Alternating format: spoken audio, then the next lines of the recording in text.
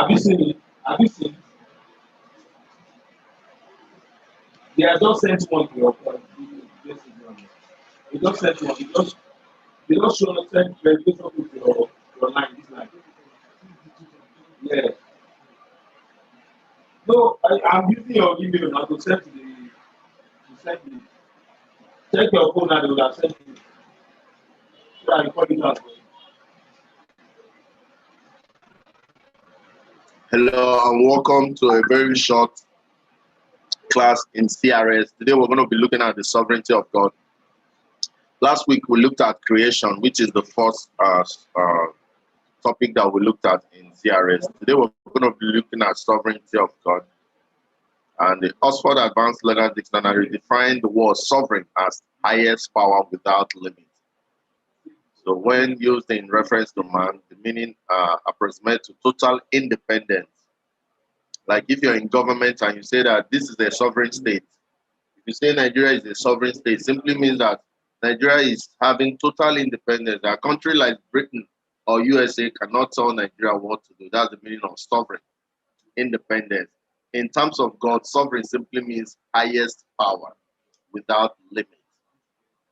So when we say the sovereignty of God, we mean God having the highest power without limit. That's why God can do whatsoever he wishes to do. So with absolute authority and supremacy. In the religious context, however, which is our preoccupation here, sovereignty refers to supreme authority of God over the whole universe. And JAMB is going to ask you, which of the following is the meaning of sovereignty? You have option A, total independence. Option B, power without limit. Option C, the supreme authority of God over the whole universe. And option C is the answer because sovereignty of God simply means the supreme authority. God having power over every other thing in the universe or beyond.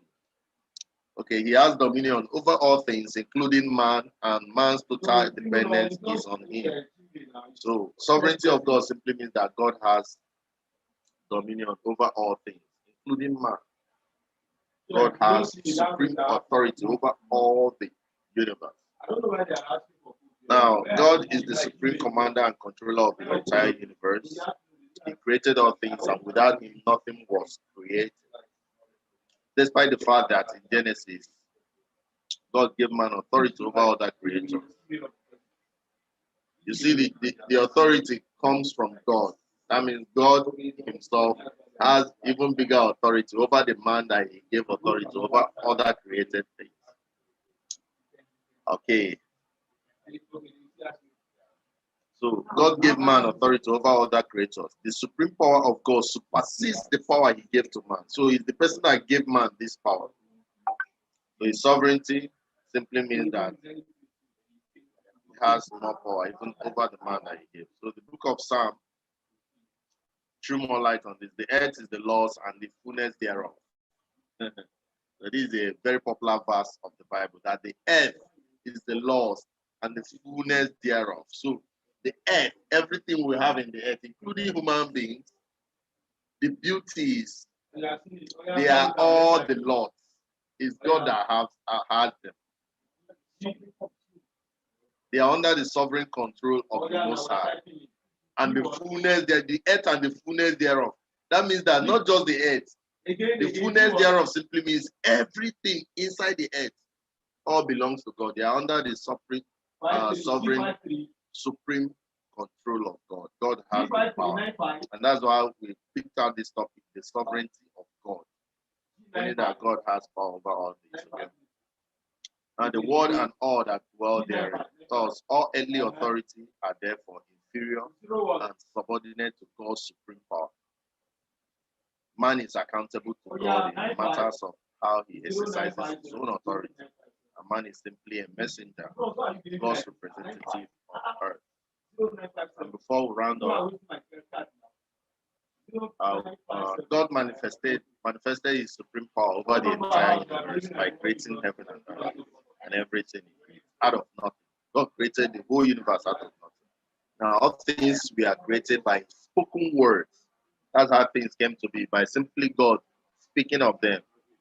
You see the kind of authority and the kind of power that God has. So these accounts is in Genesis chapter 1 verse 3, where he said, let there be, and there was.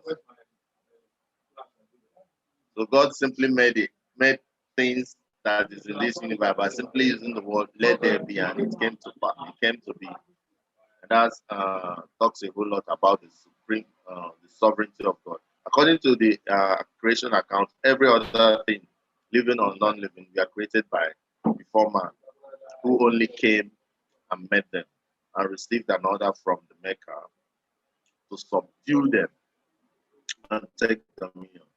All man's action must be guided by the knowledge that one day he will be called upon to give account of how far he carried out his task. So the master here is God. And that's why the topic of today is the sovereignty of God, because God is the master. Through him comes the authority, and that's why he has the supreme authority and dominion over everything in the universe. And that is the important aspect of today's class. Okay, we looked at creation, we looked at sovereignty of God. And sovereignty means highest power. And in the context we are looking at it, which is the context of CRS, Christian Religious Studies, simply means that sovereignty refers to the supreme authority of God over the whole universe. That means dominion over all things, including man. Including man. So this can be seen in the book of Psalm, where it says the earth is the Lord's and the fullness thereof. So that is it for that, and we're going to be closing. Like I said, we're not going to be rushing so fast because we have a whole lot to so thank you. See you when I see you. Hello? Yeah, what's up? Yeah, what's up? Yeah.